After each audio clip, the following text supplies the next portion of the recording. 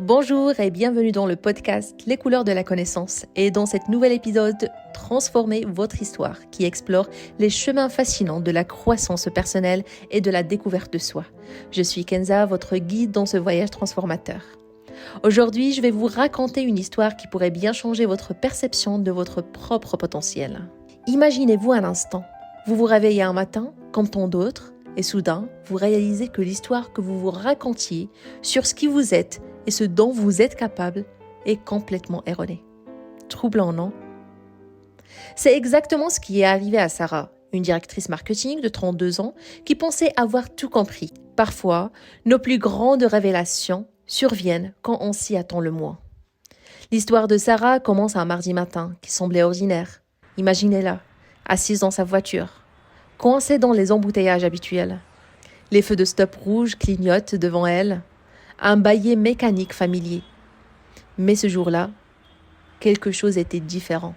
Pouvez-vous le sentir, ce sentiment écrasant de vide qui l'envahit soudainement? Sarah avait tout ce que la société considère comme des signes de réussite. Un excellent travail, un bel appartement, une belle voiture. Et pourtant, elle ne pouvait pas se débarrasser de l'impression de vivre la vie de quelqu'un d'autre. Combien d'entre nous se sont déjà sentis ainsi? Cette sensation persistante que nous ne vivons pas à la hauteur de notre plein potentiel, qu'il y a plus dans la vie que ce que nous expérimentons actuellement. Ce moment de prise de conscience a été le catalyseur du voyage de développement personnel de Sarah. Et croyez-moi, ce n'était pas un chemin facile. La première étape de Sarah a été d'explorer le concept de conscience de soi. Elle a commencé par pratiquer la pleine conscience et la méditation. Pouvez-vous l'imaginer, assise là, essayant de se concentrer sur sa respiration? Se sentant peut-être un peu ridicule au début, mais après quelques semaines, les changements ont commencé à apparaître. Sarah devenait plus consciente de ses pensées et de ses émotions. Elle pouvait prendre du recul et les observer au lieu de se laisser emporter par elles. N'est-ce pas fascinant de voir comment des petits changements dans notre routine quotidienne peuvent avoir un impact si profond? Cette conscience de soi accrue a conduit Sarah à son prochain défi, se fixer des objectifs significatifs. Elle s'est rendue compte qu'elle poursuivait des objectifs que la société attendait d'elle, pas ce qu'elle voulait vraiment. Alors, elle s'est posé la question: que veux-je vraiment dans la vie? Je vous invite à vous poser cette même question. C'est effrayant, non? Mais aussi incroyablement libérateur. Bien sûr, le parcours de Sarah n'a pas toujours été un long fleuve tranquille. Comme beaucoup d'entre vous, elle a fait face à des challenges, des obstacles. L'un des plus grands défis qu'elle a rencontrés était la gestion du stress et le développement de la résilience. Il y avait des jours où elle se sentait submergée, comme si elle en prenait trop sur elle. Qui, parmi nous, n'a jamais ressenti cela? Mais Sarah a appris une leçon cruciale. Développer la résilience ne consiste pas à ne jamais rencontrer des difficultés. Il s'agit d'apprendre à rebondir quand nous en rencontrons. Elle a découvert qu'intégrer des techniques de gestion de stress dans sa routine quotidienne faisait une différence significative. Pensez-y, quelle petite habitude pourriez-vous intégrer dans votre vie pour mieux gérer votre stress? Au fur et à mesure que Sarah poursuivait son voyage, elle a découvert le pouvoir de l'intelligence émotionnelle. C'est beau, c'était comme si elle mettait les lunettes pour la première fois.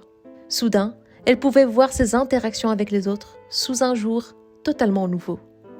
Elle est devenue plus empathique, une meilleure auditrice, et ses relations se sont améliorées tant au travail que dans sa vie personnelle. L'histoire de Sarah nous rappelle que la croissance vient souvent du fait de sortir de notre zone de confort et d'embrasser de nouveaux défis. En gagnant en confiance en elle, Sarah a trouvé des opportunités pour rédiger des projets au travail. Elle a appris que le vrai leadership ne consiste pas à avoir toutes les réponses, mais à autonomiser les autres et à faire ressortir le meilleur de son équipe. Le voyage de croissance personnelle de Sarah est loin d'être terminé.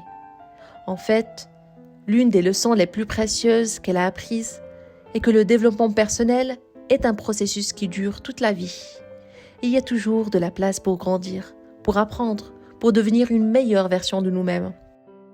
En regardant en arrière, Sarah réalise que le changement le plus significatif n'était pas dans ses circonstances, mais dans la façon dont elle voyait les choses, dans la façon dont elle voyait le monde autour d'elle. Elle n'est plus la même personne qu'elle était quand elle a commencé ce voyage. Elle est impatiente de voir qui elle va devenir ensuite. L'histoire de Sarah nous rappelle que nous avons tous le pouvoir de transformer nos vies.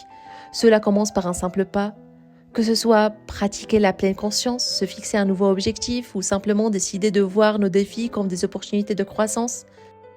Alors que nous concluons l'épisode d'aujourd'hui, je vous invite à réfléchir à votre propre histoire. Quel chapitre êtes-vous en train d'écrire? Et plus important encore, quel est le prochain chapitre que vous voulez créer? Merci de m'avoir accompagné dans cet épisode de Transformer votre histoire. Rappelez-vous, votre voyage de croissance personnelle vous est unique.